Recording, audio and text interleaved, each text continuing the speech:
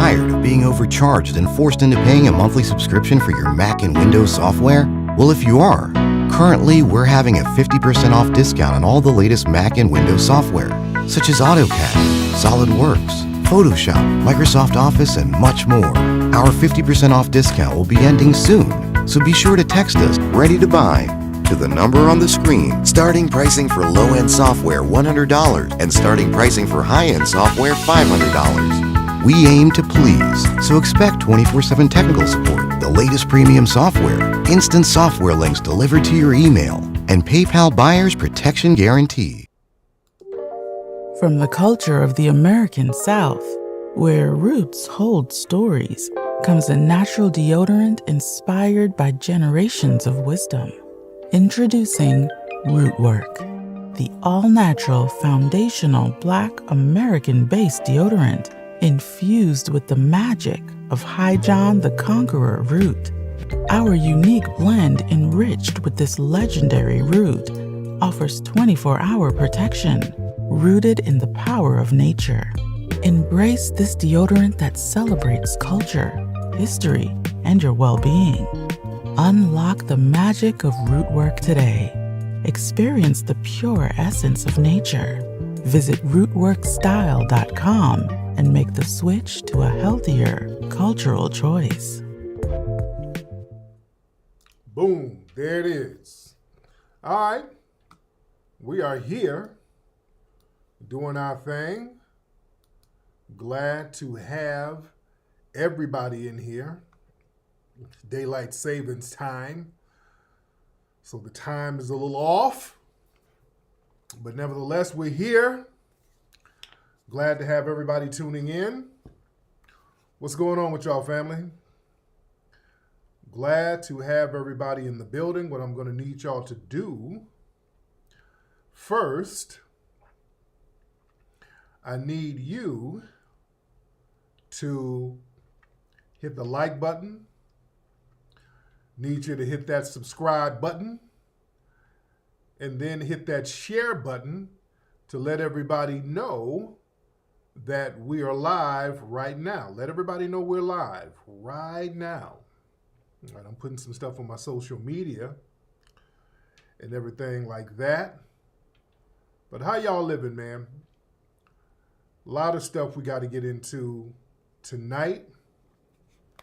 Now, how y'all living, man? Oh, man. All right, let's get it popping. Everybody hit that share button. Let everybody know that we're live. I know it's 8 o'clock here. Usually I'm at 7. This daylight savings time has everything off with me. I'm super duper off. Oh, yeah, my nephew is doing better. He's not being verbal yet, but he is communicating. I will say that my nephew is doing better. He's starting to communicate like with head nods and things like that. So, I'm trying to get the green light to go out there and see him soon. But thank you, everybody, for your well wishes for my nephew out there in the D. All right. Family, first of all, before we get into our shenanigans, before we get into what we get into, and again, everybody, be sure to retweet this link right here. You see where it says share? I need y'all to retweet that.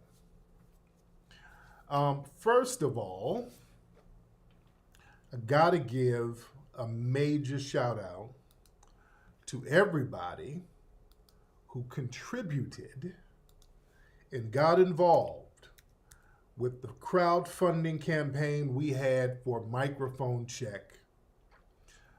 That's first. We got to deal with that first. I got to first take my hat off to the family. Man, we did that. This was a phenomenal, phenomenal success. Let me show you guys what the ending funding was for this phenomenal film. That's why you guys got me so hyped. When I get this kind of support, that hypes me the hell up. So we were trying to get 180K. We ended up getting 260K. All right. For Microphone Check, we got a total of 260K for this phenomenal film. People are very excited about it. And I have to show you guys so much respect, and I'm so proud of you guys for just having the collective mindset and mentality in order to empower us, ladies and gentlemen. This is grassroots power right here. Family, this right here is grassroots power. See, I want us to have this mindset with each other all the time. This is the mindset I want us to have, where we all just get on a collective code and just make things happen, instead of having to run to the dominant society asking them for something, or going to one of their minions hoping that they'll throw us a bone. All it takes is a lot of people doing a little. That's the key. That's called codification. A lot of people, and everybody was throwing here, 100 here, 50 there, 20 there, 30 there. So a lot of people doing a little, you get stuff done, man. The power of codification, that has always been the key. Family, there was a reason why y'all saw people trying to sabotage what we're trying to do. See, they don't want that to catch on. They want us to be splintered off and off code. No, no, no. When we get on code, man, we get things done. And people understand how important this film is and the narrative that we have to correct. We got to understand, family, when generations come up, especially with something like hip hop. Hip hop is a very youth-oriented culture. And what happens is every 10 years, there's a new generation, okay? Every 10 years, there's a new generation. There's a whole new crop of people who have grown up.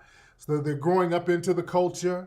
A lot of them don't know the history. If you're a young person and nobody really taught you the history, you don't know. The dominant society, they understand this. They understand that a lot of young folks don't know a lot of the history. So now, them knowing that and knowing how generational trends work, then they'll throw out a Fat Joe and all of these people. They'll elevate a Fat Joe as a representative of hip hop. They'll represent him as some kind of legend. So whatever he says to the new generation, they don't know any better. So if you get an 18-year-old kid, you're watching the BET Awards and they got Fat Joe on, and the white media is telling you that Fat Joe is this legend, and older hip-hop heads are like, why is Fat Joe even on there? But a young kid, you don't know. You're like, okay, he's a legend. They said he's a legend. He's an older guy. He's from the Bronx, so he must be a legend. So you parade him around as a legend, and he's talking about hip-hop started with blacks and Latinos 50-50. A kid who don't know the truth, oh shit, okay. That shit, Fat Joe said it. Shit, okay. You don't know the truth. So it's up to us. It is up to us to say, hey, wait a minute. Oh, wait a minute. Let us correct this thing and tell the truth. Let us tell the truth about the foundational Black American roots of our culture. We're not going to let these people lie. That's just not going to happen. I don't want to hear about oh God, this is going to be so divisive. No, if you guys are so damn bent out of shape over foundational Black Americans getting credit for what we created, the problem is you. If it just tears your soul to have to give props and credit to the people who created this culture, your ass is the problem.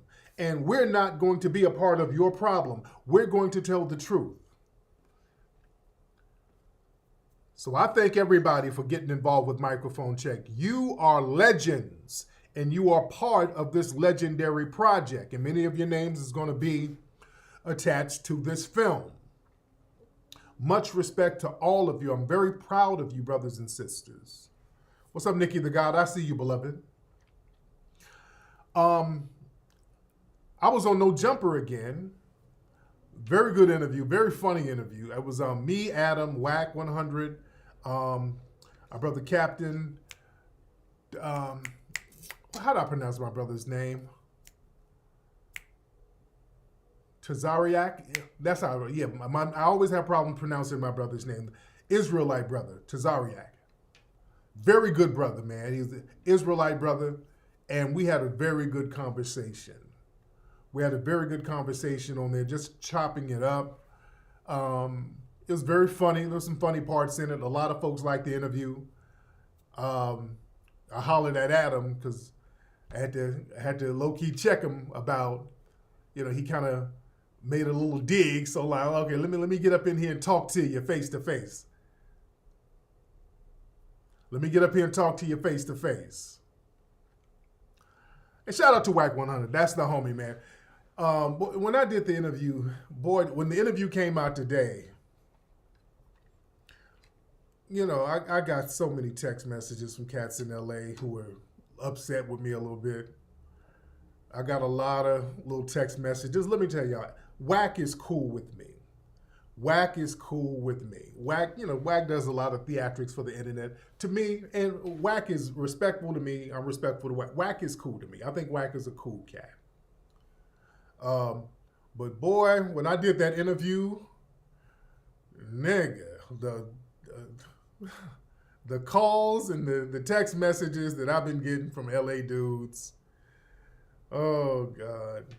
You know how on your phone, sometimes on your phone, they'll automatically put people's pictures up. Like when you, if somebody calls you or whatever, if you save somebody's number in the phone, sometimes, I don't know why it does this, it'll just have their picture there. Yeah? For some people. Does your phone do that? Like sometimes my daughter will call me and her picture pops up. I'm like, okay. So, I'm looking at my phone earlier, and there's a bunch of blue pictures I see a bunch of blue pictures in my notices. Like a lot of people text me and everything is blue. Oh shit, what is this? Oh God. So I got a lot of blue notices on my phone today. Man. I got a lot of blue notices. And I'm scrolling through and every picture has a gang sign. I'm scrolling through and I'm not reading the text messages yet, but all the pictures got gang signs. I'm scrolling down and there's nothing but gang signs being thrown at me. Uh-oh. Okay. Oh, yeah. Hey, cuz. Okay. So a lot of some of my guys, they were kind of acting a little funny style about it. They were acting funny style. Well, I'm saying I'm cool with Whack 100. And I think it was good of Whack 100 to have us on there. I think it was very good. I commend Whack 100 for having, you got to give our brother Whack his props. Whack had me and our Israelite brother on there to kind of bring balance to what goes on there. Because, you on No Jumper, you got a lot of ratchetness. You got a lot of real funny style stuff, dudes banging and shit like that. So I commend Whack for bringing us up there to kind of bring balance to the conversation. I commend our brother Whack for that. Whack is cool. So all y'all, my dudes, Whack is cool. Whack is cool. He's respectful. Whack did a good thing. Hey, homie. Some of these niggas was pissed. Hey.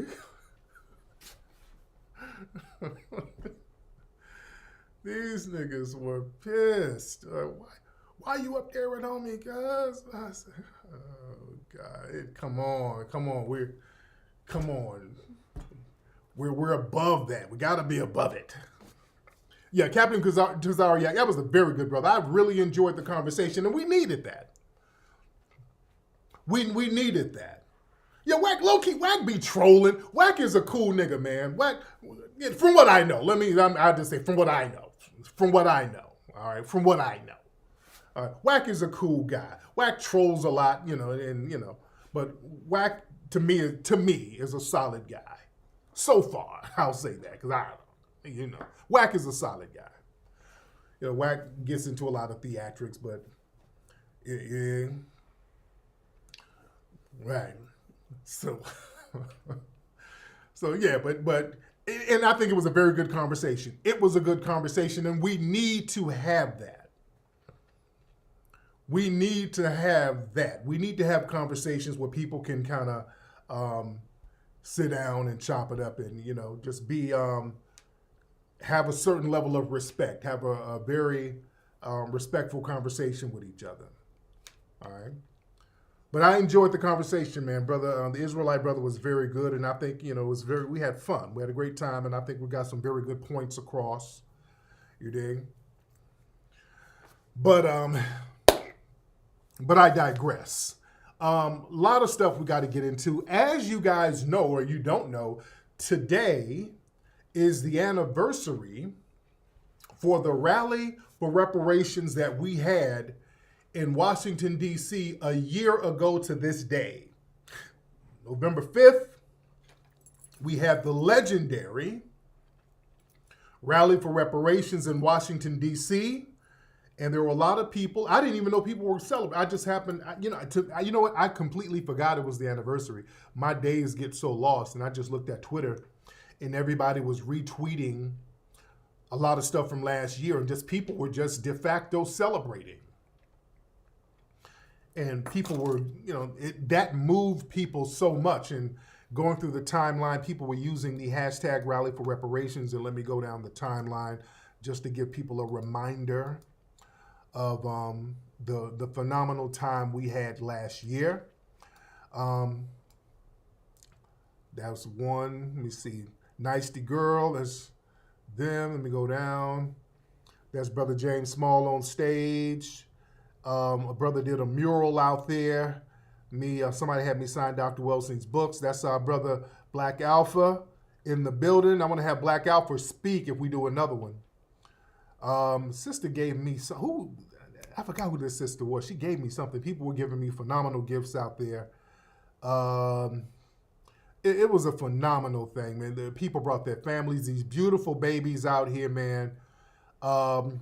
These powerful brothers. That's Dr. Randy Short. Just so many powerful brothers and sisters. That's some CC Freedman, a.k.a. Connie Collins. She did a phenomenal speech. It was just a vibe, man. And then let me show y'all some more photos. It was a vibe. It was a vibe. It was a vibe. If y'all came, y'all know how it was. That's the crowd.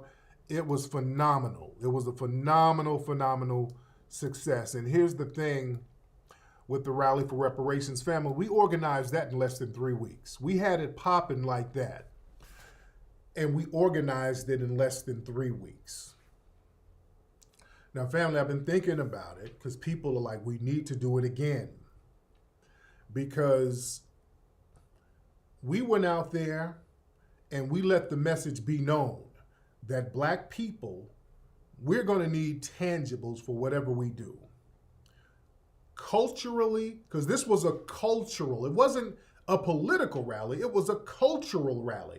And then everything falls into place when you get your culture together. See, that was a cultural thing. I want y'all to understand. When everything is intact culturally, the politics, the economics, and everything else will fall into place. No foolishness, because everybody was on code. That goes back to codification. We were so on code, we wouldn't allow no foolishness to go on. Yes, there were agents peppered all over the place. The family was so on code, they spotted him and they kept an eye on him. Y'all know we got to do it again. I want to talk to you. I want to talk to the family. We got to do this again. And now we'll have months to plan this thing. Because 2024, big election year, us going out there made an impact. Because when we look at Biden's numbers and you look at these polling numbers, Black America is, the Black voters and Black America is speaking to the politics, to the political office and saying, hey, we're letting them know we got to get some tangibles. And if you're going to ignore our needs, we're going to ignore you. Biden's numbers are in the tank right now.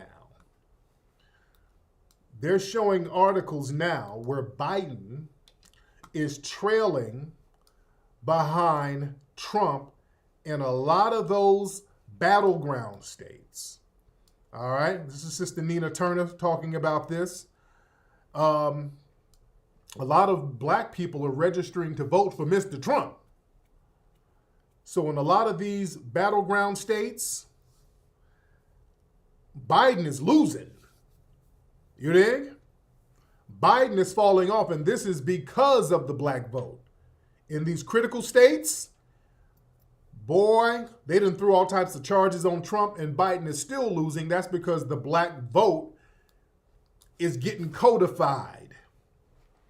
We're letting folks know, hey, we'll let y'all crash and burn if you don't give us no damn tangibles. When we say we want tangibles, damn it, we want tangibles. Y'all think we're playing? Look at your numbers. Yeah? If y'all think we're playing about us getting some tangibles, look at your numbers and we'll show you what we can do. Y'all like, well, y'all ain't got, oh, yes, we can. We can show you what we can do when we get on code. And see, that's why they thought they can just flood the zone with a bunch of immigrants. They're like, okay, we'll show you Negroes. We're going to let a bunch of illegals over here, and then they'll vote for us. But when they come over, they're like, I want to vote with a white man. I'm a white man now. Trump 2024. They start voting for Trump. You start flooding the zone with them illegal immigrants, and they come over and they start voting for some damn Trump on your ass. You see? So that backfired. So we are on code major. And that was, man, us getting on code at that rally, that sent a message. And they saw it. They tried to ignore it. The political establishment, the media, they thought they would ignore it. They know what was up. They saw what was up. They thought they would ignore that. And again, this was something we got together in around 3 weeks and had it popping out there in Washington, D.C. Family, do y'all know 2024, we go back out there in D.C. with months ahead of time so we can really, really get down? How many people y'all think we can get out there? Let's be real. Throw some numbers. Fam, let's say we go out in June. And let me ask the family, y'all throw some numbers at me. What would be a good month to go back out there? I'm thinking we should go back out there in the summertime. The summertime, it brings a whole different energy. I'm thinking June. Right? Throw some ideas at me. Let's vibe, family. Throw some ideas at me. Somebody said August. June, I like June because the kids will be out of school. Real talk. Family, I'm thinking real shit. We have that joint out there in June. We get about 30, 40,000 people out there. Real talk. If we got a few thousand people in 3 weeks, yeah, I think at least we can get 30, 40, at least, I'm talking about minimum, 30, 40,000 people out there. Should we go for June, guys? See, August is kind of tricky because August, that's the end of summer. People are, I think, going right at the beginning of summer, just kicking the summer off. I think kicking the summer off, and plus we have the Juneteenth vibe, and that'll be good too, because there's going to be a lot of Juneteenth stuff. I'm thinking in June. I'm thinking us get out there in June, it'll get popping. Right? At the beginning of summer, just kick the summer off so that the energy will flow throughout the summer. I'm really thinking June, around Juneteenth. Like anytime in June, we can do June. We celebrate Juneteenth the entire month of June. It doesn't have to be on the 19th. We celebrate Juneteenth, or it could be on Juneteenth, but there's so many different celebrations. I want everybody to come to DC. Yeah. No, we need to have it in DC. No. We need to have it in DC.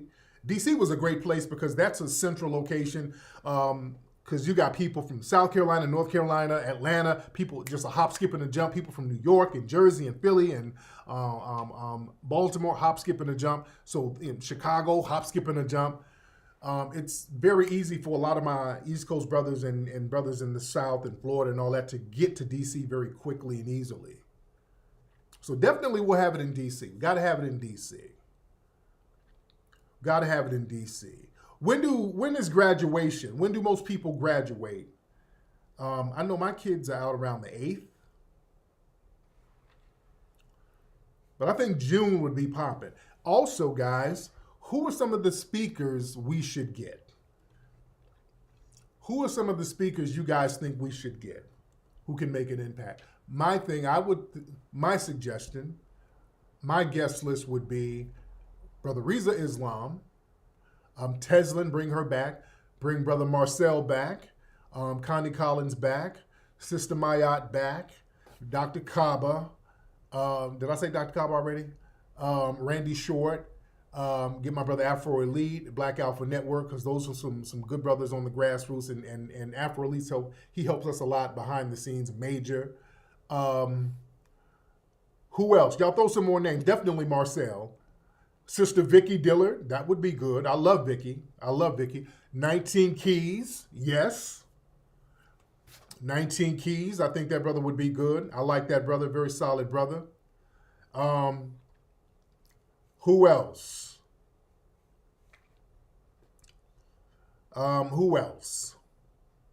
Phil Scott. I think, did I ask Phil Scott before? Let me see, who else? Someone said Cat Williams. Hey, I should reach out to Cat Williams. I like Cat Williams. His partner, Red Grant, spoke at the last one. Remember, Red Grant was running for political office out there in D.C., and Red Grant spoke, and he goes on tour with Cat Williams. So it would be great to have Cat Williams there. I would actually like that. Oh, yeah, Dwan B. Got to have Dwan B back. Who else? Let me see. Who else? Those some names. Someone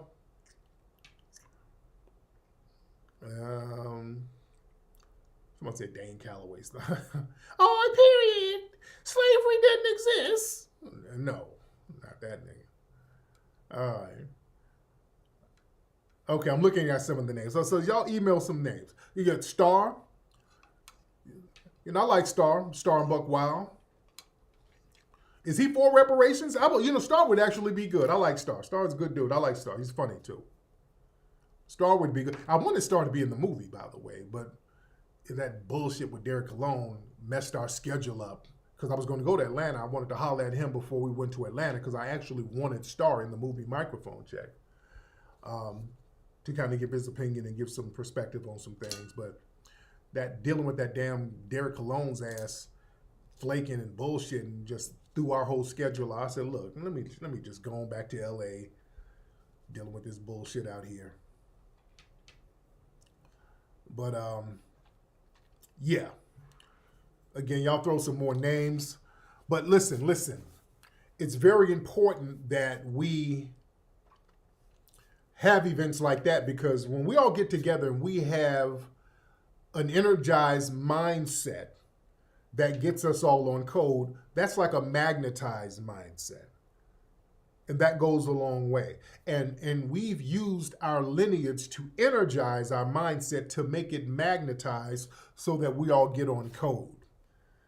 You see, we went up there to DC with a magnetized mindset, and it was magnetized by our lineage, not just the skin tone. Because a lot of people got this thing where if somebody got some melanin, we all on the same page. Yeah, we look alike and we get treated the same by the dominant society, but we're not magnetized the same way here. See, this is where it's important. Is this magnetized correctly? See, that's the mistake we've been making. See, we've been sitting here trying to get things popping, thinking, okay, let's get a bunch of melanated people all together and let's try to get something popping. The problem is you got some people who are magnetized and some people who are not magnetized. So things never click the way it needs to click. Do I make sense? Listen. If you get a piece of metal, what makes a piece of metal magnetic is that oftentimes it has like an electroshock. It's electrified so that the atoms in the metal kind of point the same way. They point in one direction and they connect with another magnetized piece of metal that's been electrified.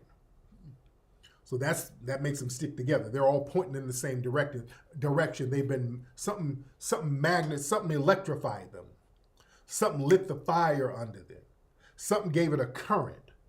Something gave that metal a certain energy so that it is now magnified and it clicks up with other likely electrified magnets. If you get a magnet that is not electrified or negatively electrified, if you bring your magnet to that negative magnet, it'll start repelling. The energy doesn't correspond. It starts pushing away. See, we've been doing that. See, we go to events and we see a lot of black faces, but some of us are electrified and magnetized. Other people are just pieces of metal who look like other pieces of metal. It looked like a piece of metal. It feels like a piece of metal, but it's not electrified. It's not magnetic. So it ain't clicking like it's supposed to click. You understand what I'm saying? A lot of people get together and then nothing happens. And there's no code and you leave the same disjointed way you came in. You came in disjointed, you left disjointed. Nobody connected and clicked up on a magnetic level. Yeah? Now, in the Rally of Reparations, the last one we had, we were all electrified by our lineage. We all knew we shared a lineage. So all of us knew that we had to be on code based around our lineage. We had to be on code based on our lineage, and it got everybody on code. We were there protecting each other. Everybody was good. Everybody was loving each other. Everybody was vibing each other. Everybody went home still electrified, knowing what they had to do in order to remain empowered. So we started moving economically in a codified way. We started moving politically in a codified way. We started moving educationally in a codified way. You see, because we've been magnetized psychologically around our lineage, which was very important. So now when they start looking at these charts and they see how codified we are, they see we're not going for the minority talk. We're not going for the people of color talk. We're not going for the disenfranchised people talk. We're letting them know we're talking about what should be done for people within our lineage first, and then black people in general after we take care of the lineage first. Because I still, look, our non-FBA brothers, I still rock with you. Let's not get it twisted. Our non-FBA brothers, I rock. Sisters, brothers and sisters, you non-FBA, I still rock with you heavy. I ain't got no problem with you, especially if you're on code with us.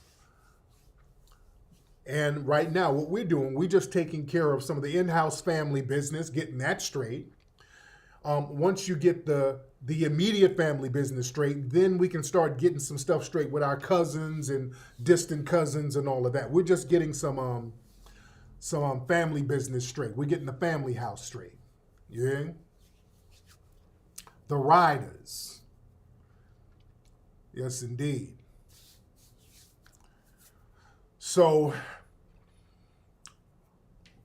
let me know. I'm really thinking we should do something in June and really, really get it popping. Family, we get it going on in June again. The impact that's going to make, because right now,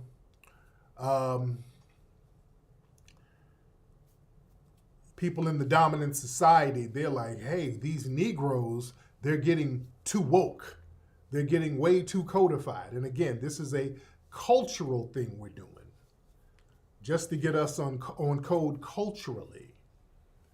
We're getting some cultural straightening going on. I think June would be perfect. And I'm thinking, hey, man, just really set it off. Have speakers. Hell, let's throw some performances in there. Who can we get to perform? Let's do it. Hell, if we're going to do it and just really do it big, hell. And it's Juneteenth. We'll do some lectures. Let's get some performers out there, some artists out there. What artists can we get? Who do y'all think we can get for the Rally for Reparations 2024? Who can we get to perform? Who do y'all think we can get that would fit the narrative and the brand? Cube, that would be good. Let's holler at Ice Cube. See if he'll get down. Lauryn Hill, I love Lauryn Hill, but she'll be too late. It'll be 8 o'clock by the time she shows up. All right. Who can we get? SWV. You know what? I'm gonna holler back at them. I wanted them for the event down in the event we were doing down in Dallas. The scheduling got kind of janky. I would love that. I love SWV. Common. I like Common. So I said Kodak Black. Well, no, this is the Haitian Revolution Day. No. If we have a Haitian event, I'll call Kodak Black. Somebody said Fat Joe.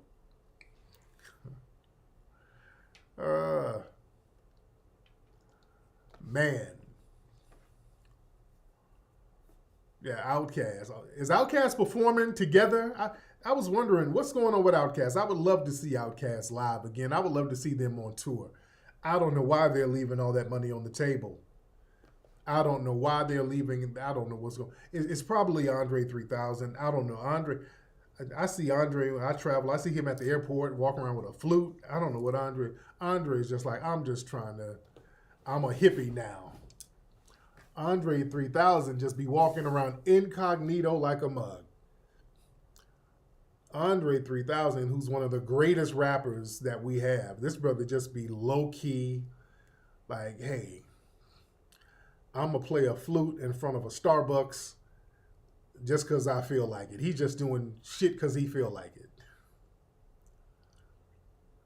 So I know Big Boy's probably ready. Andre 3000 just wants to play the flute somewhere. Andre, get your ass on a tour. Andre 3000, can you stop bullshit and put that flute down? Call Big Boy and y'all get on the road so I can give y'all my money. Damn, brother. Oh, man, an Outkast tour would be so damn poppin'. Lord, that would be so poppin'. Yeah. So we gonna see. Somebody said, Dave Chappelle. I would like that. I'm gonna holler at a lot of people. We're gonna holler at a lot of folks. We're gonna holler at a lot of folks and just make this thing pop off. Say he suffers from anxiety. Okay, well, if he got some kind of anxiety, I can, okay. If he wants to play that flute, let him play that flute. If he wants to play that flute, let him play that flute. Oh, man, but again, us being codified, we're letting the cultural status and political status know this is where it is. See, they know it's a problem. With these numbers, they know there's a problem there.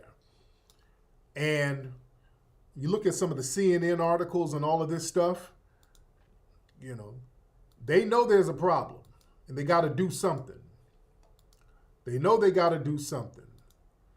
And all of the old tactics they keep trying, like this here, they need to stop. This is Biden put this up a couple of days ago. I had a chance to meet with my advisory commission on advancing educational equity, excellence, and economic opportunity for Black Americans. It's time every Black American had the chance to learn, grow, and thrive in school. Okay, you getting the boule bootlicks, that's not working no more.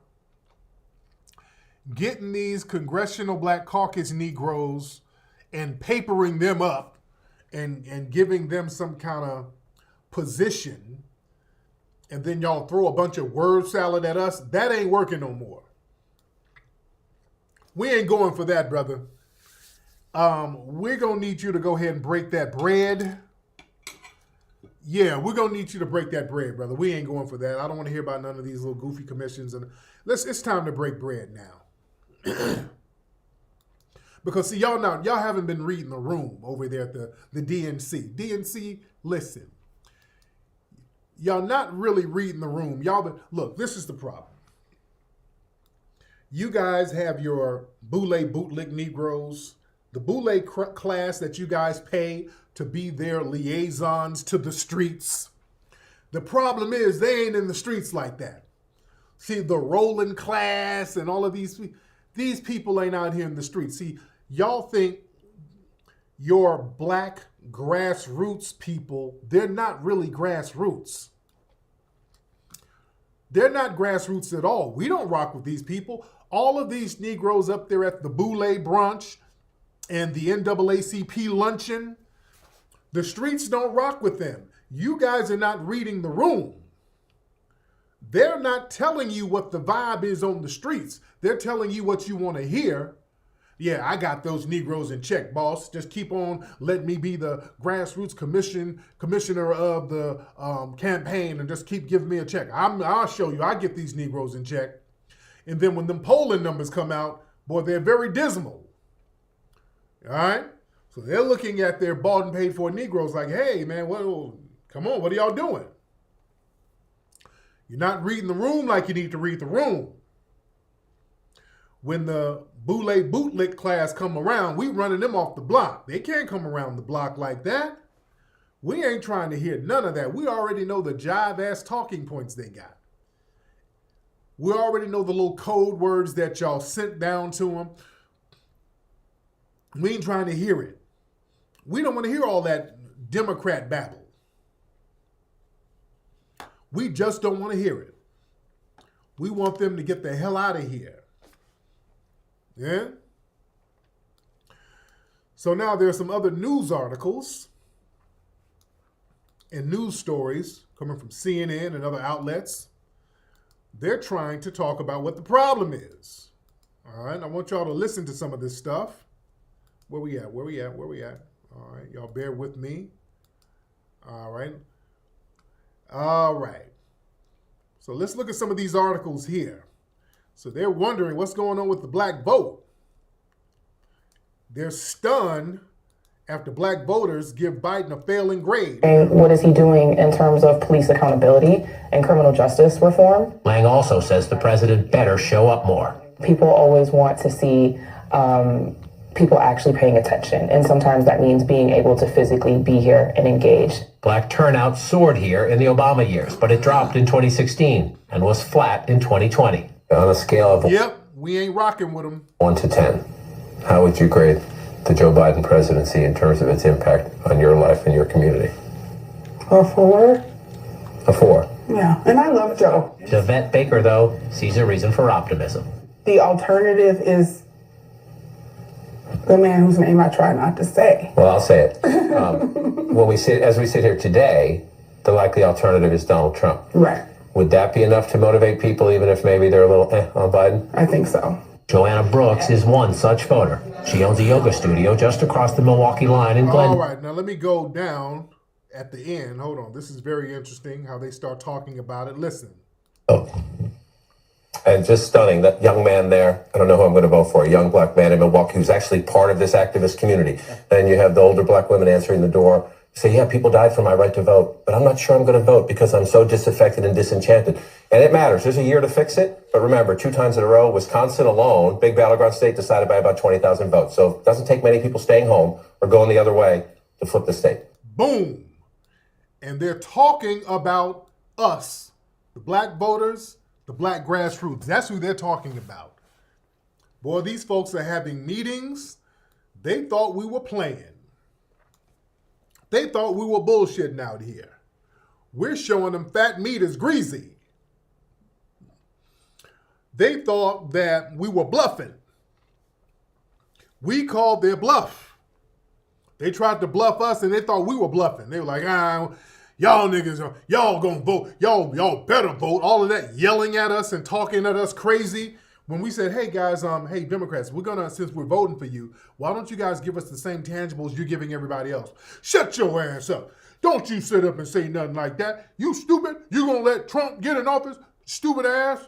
You dumb as hell. Y'all dumbasses better get out there and vote. Get your booty to the poll. Oh, okay. Well, watch how we do on this, the next polling when it comes out. Let's see how that works. Yeah, this whole thing where you're talking at us like we're a bunch of damn dogs, those days are over. Trying to scare us with Trump, those days are over. That doesn't scare us. That don't scare us, family. We ain't going for that. And now they got some of their other mammies out here trying to explain why black people are not voting, why black people are not showing up for the Democrats. I mean, they're in panic mode.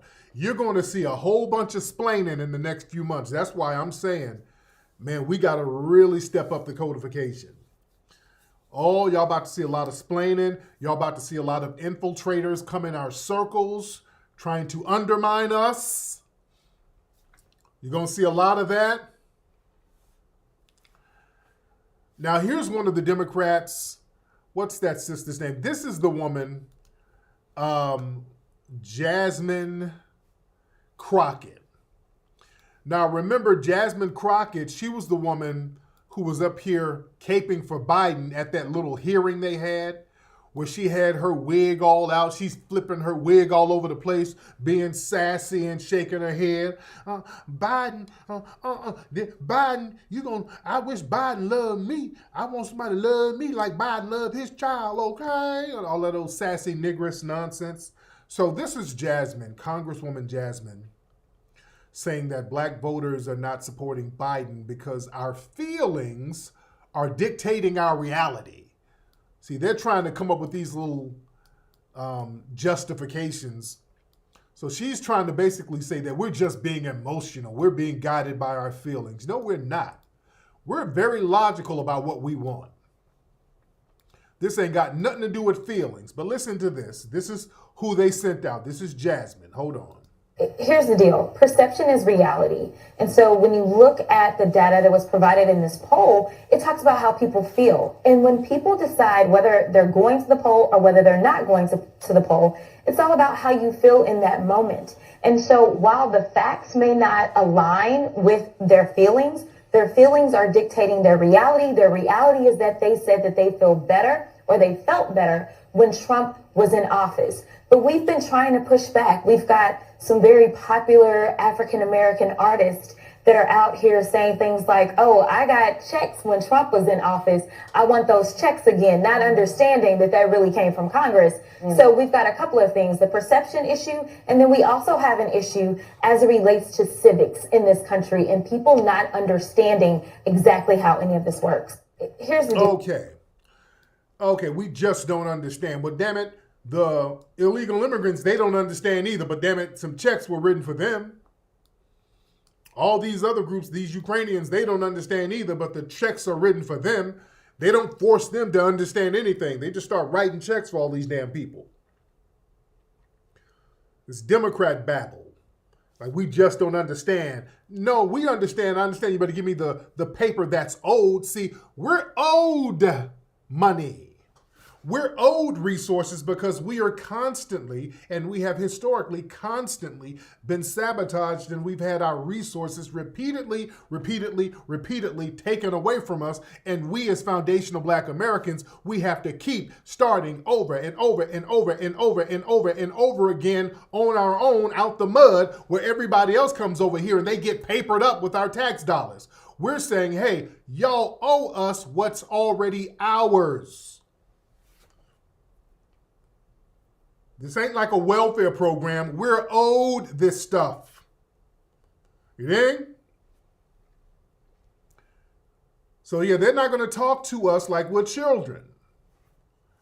We're not going to play that game. You're going to give us what's owed. Give us our paper. We don't care about people being mad about it. They're going to be mad anyway. We're already dealing with people who are already mad at us. Doesn't matter. Give us our paper. You can't scare us with nothing else. The scare tactics don't work. These people are just killing us just because. That's another reason why we're like, fuck it. What do we have to lose? If you act polite, these people are jacked up to you. If you're belligerent, they are jacked up to you. No matter what you do, they're going to treat you in a marginalized way. We might as well get our checks then. Since you don't like us anyway, we might as well get our checks. You guys are sitting out here hiring race soldiers on all of these police agencies. We can't go nowhere without the threat of a white supremacist working in law enforcement running down on us, or a random white supremacist vigilante attacking us and getting protected. Yeah? So we need that money, and we need that anti-black hate crime bill. We need that hate crime bill too. We're prioritizing ourselves. We need that anti-black hate crime bill, ladies and gentlemen. Up here in San Jose, they had a whole white supremacist working in law enforcement. They just, quote unquote, fired him. This dude, he recently shot a brother, tried to execute him. They found some text messages with him. I hate black people, and boy, he's going off on black folks. This guy has the authority to murder us. He shot this brother, tried to kill him. Quan Green, yeah. This brother disarmed a gunman, and then this brother got shot. Yeah? So the text referenced the 2022 incident. Hold on, let me read this. We have a zero tolerance policy. They were discussed it around 24 text messages attributed to McNamara, that's his name. This brother right here broke up a fight inside of a restaurant. He was backing out of a door holding a gun he took from one of the perpetrators. And then the race soldier came up and shot the brother. Man. So in McNamara describing black men, they should all be bowing to me and bringing me gifts. Otherwise, he would have lived a life of poverty and crime. I hate black people. How long does the canary have to keep telling you there's something wrong inside this function? Hold on. Okay. So again, this race soldier, and there's a whole bunch of them. This one just got so bold and sloppy, he just started sending text messages. But who is he sending them to? All right? His fellow traveler. So we got a whole bunch of these race soldiers in law enforcement that we have to deal with. We're under the threat of terrorism every day. So we need compensation for that and a crime bill for that. Let's stop being ashamed to say this. It's up to us to not accept the nonsense. It's up to us to say, hey, man, enough is enough. This is what we want. We're going to have to get those tangibles, and we're going to have to get something specific for us. None of that trick-ass language. None of that, let's do it all for people of color. None of that stuff. We're talking specifically for us, ladies and gentlemen. We got to stop being ashamed to speak up for what we need to get done for ourselves. Yeah? But I do need y'all to keep sending me names of people who you think we should get for the next rally. Throw some names at me of some people you think we should get. Who should we get? Because we need that energy. We need everybody to be on code. We need everybody to have that same magnetic mindset. Because, there's a lot of people out here who's trying to do the right thing, and sometimes they go about it the wrong way. I saw a video of this kid. He was filming himself. He was standing on a corner. Then an older guy walked past him, and then they automatically started getting into a confrontation. Now, I want y'all to look at this video. Now, look and see who's in the wrong, all right? Now, this is an interesting exchange. So this kid, I guess he was filming himself, and an older guy walked past, and look at the exchange. Look at this. What's up, Bled? What's up? Hey, look. Take all that motherfucking animosity out your voice, you okay? I don't know look, you. Why you I'm walking up on me? I'm telling you, I'm finna give you some shit, okay? What shit? Take all that animosity out your What voice. you finna give me? You finna give me some bullets? Nah, I'm finna give you some knowledge and some wisdom. I don't want no knowledge. Yes, the fuck you do. Bro, y'all see this? Y'all, you know who I am? Bro, please walk off. I ain't bothering you. Don't bother me, bro. I'm at the bus stop. Why the fuck would I walk bro, off? go to the bus stop. Stop raising your voice. Bro. I'm not fucking with you. What you want? Stop raising your voice. Please leave me alone. Look, you was just hollering at that nigga. All right, bro, I'm hollering at them, bro. Man, shut the fuck up. Okay? Bro, don't walk up on me, bro. Okay? Because you don't have them hands. Okay, little nigga? I don't have them hands. I don't got them hands. Look. I don't got them hands. I don't need them hands. Watch this. I don't need them. You think I need... All right. Now, my East Coast people, what city does that look like it's in? All right. Now, what city did that look like it was in? And yeah, they that looked like it might be some non-FBA stuff going on, but let me look at the other side of it. That looked like Chicago, right? It's kind of that looked real. That was kind of real. Because there are a lot of people trying to put it on the young guy. Like the young guy was jumping bad. That's Chicago, right? Yeah, the old dude tried to be on some lean on me. Yeah. He tried to be on some ghetto Joe Clark thing.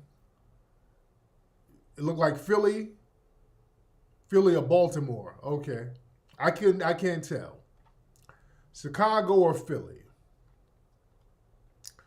So the dude, the old guy, kind of came up with some very aggressive energy, trying to be on some, hey, let me show you young buck, like, hey, what's up? So I think the older guy thought he was doing the right thing with some tough love, but he came across very aggressive. The old guy went a little bit too far with it. And the young dude, you don't know who this old cat is. You on edge, you don't know if this old nigga's a stick-up dude or whatever. You don't know. That's Chicago, okay. Somebody said that's Chicago. He knows the accent. I don't know. It's somewhere in Chicago, Philly, Baltimore. No, it's not Baltimore because they don't have a Baltimore accent. So Chicago or Philly. But yeah, the old dude tried to be on some, let me be a mentor to this nigga. No, you got to come about things a certain way. I think he came at him too aggressively, trying to be on some mentor. Yeah, he's trying too hard. And yeah, this dude don't know you, dude. Also, another thing, he tried to come across as a mentor. And let me talk to my older folks here. Let me talk to the older folks. See, you want to mentor a lot of young folks, but you better have your shit together before you mentor them. Because young people ain't trying to get mentored by nobody on a bus stop. All right? Want y'all to understand that. If you trying to be a street mentor and you catching a bus, these kids ain't trying to hear what you got to say. If you're an old dude on a bus, young cats, they don't want to hear what you got to say, brother. Yeah? Let's keep it a buck. That's definitely not Baltimore. Yeah, that's why the young cat got offended. Like, hey, I don't want to hear nothing from you. What you got to tell me and you at a bus stop? You see? You got to have it together. You can't just be old and think, okay, let me give some of these niggas this old wisdom. No. You better have something to show for that wisdom and that old age. You better have something to show. Yeah? And you better not be on no bus stop trying to school one of these young cats who's probably getting a little more money than you already. Yeah? You better have something to show them. That's what they want to see. Yeah? That's why we got to start getting our stuff together. That's why we got to start having it together. Yeah? Somebody said, learn from failure. Yeah. Cats can be like, well, I just learned enough. I just took a look at you and I've learned everything I need to know. I learned not to listen to you. That's what they're going to think. Huh? That's what they're going to think. These young cats. Now, look, some older cats. Now, an old cat, I get it. Because I can look at an older cat, even if he's not in the best circumstances, I can get some wisdom in game because I understand. I can look at the guy and say he might have been on top of his game and that brother might have did a bid and just got out. He's getting back on his feet. So he might have some nuggets of wisdom. And he might have learned from some experiences that I can get some wisdom from. You understand? So I can filter it a certain way as a more mature person. But a kid, they see what they see. They don't know all the nuances. They see old dusty nigga. I don't want to hear nothing you got to say. That's all they see. They see old dusty nigga. Yeah? And they don't want to hear it. You better have something to show for it. Yeah? Yeah, wise old cat. Yeah. And the guy looked like he was drunk. The guy looked like he could have been drunk. But yeah, he came across very aggressive. You got to be very careful about that. So you don't want to be aggressive and condescending with a lot of these cats out here because they can feel it. They can feel that.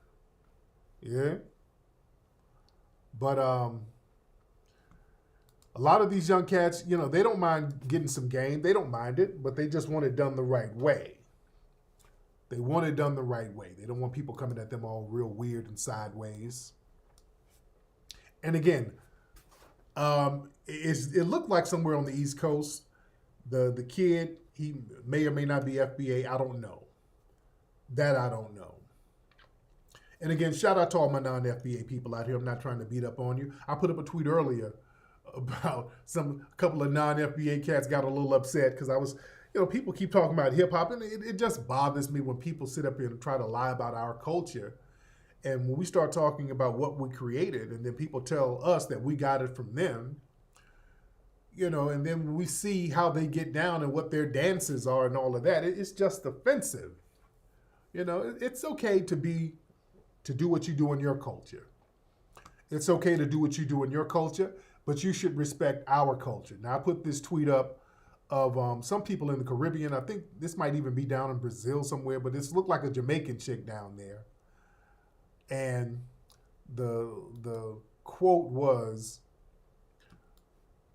right here, FBA's got hip hop from the Caribbean. And this is what they do in the Caribbean. Now, you see some of them Caribbean clubs and them Caribbean dancers, they be doing stuff like this. This is what they're saying we got from them. Hold on.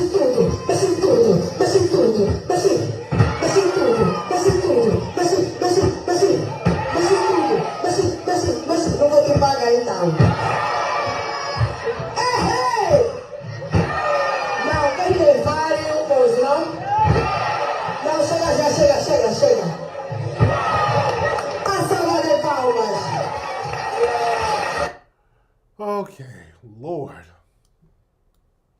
So what the hell was that? So y'all gotta stop talking about what we got from other cultures. Dude, if y'all don't stop with all of that, the stuff y'all be doing over there, no disrespect. It ain't no disrespect, but come on. Y'all know good and well some of the moves y'all be doing in some of these places, we don't touch that. We don't know what y'all doing over there. Some of the moves, come on. Them Africans is us, man. No. They the beat, man. Them Africans is the beat, man. Y'all telling us we got stuff from everybody. No, we didn't. We didn't, and that's no disrespect. I love some of my non-FBA brothers, but come on, some of that shit, no. No. We didn't get none of that from nobody. No, you come doing that at a club up here, that we're going to leave. You come doing that shit, we getting the hell up out of here. Lord. But anyway, man, let me get up out of here, man. Again, I thank everybody for contributing and getting down with the microphone check campaign, man. We did a great job. You guys were phenomenal, man. I got nothing but respect for the family. You guys got me energized and hype. I'm about to go in here and start working on the movie now. It's a tedious process, and I'm on it, getting it popping. Family, y'all throw me some ideas of what you guys would like to do for the next rally for reparations. I think the 2024 rally would be super duper phenomenal because now we'll have a chance to really get it planned months in advance, and 2024 is very important. And I think that this thing will be super historic. We already made history with the first one. This one will be super historic. Y'all throw some names at me, some for real names, some people that we were most likely to get. You dig? Just don't throw random, let's get Janet Jackson. Just don't throw random names. Let's get some logical names out here that we can get. You dig? Throw some names, throw some ideas, throw some people who we can get as speakers. That would be great. Cat Williams, let's reach out to Cat. I would love to get Cat and have Cat come through. I would love that. Cat Williams people, can y'all email me? My email is info@tariq.la. My email is info@tariq.la. Ice Cube, we love Ice Cube. Somebody said Bobby Brown. I don't know what that means with Bobby Brown. Throw some names at me. Jill Scott, that'd be a good performance. You know what? That would be good. Let me reach out to Jill Scott's people. Someone said August Alsina. Well, let me see if Jada Pinkett want to come too. And her band Wicked Wisdom. They'll come through and call it the Entanglement Tour. All right. But yeah, throw some names and let's see what we can do. Let's see if we can make it happen. Again, I'm still, because this is going to be a tedious process, and I'm working on this film, so I don't want to get too sidetracked because I'm really focused on the film right now. So I'm kicking the idea around. But anyway, man, let me get out of here. Y'all get your Rootwork deodorant. Get your Rootwork deodorant, ladies and gentlemen, at rootworkstyle.com. Get your deodorant at rootworkstyle.com, ladies and gentlemen. And I will holler at you in a couple of days.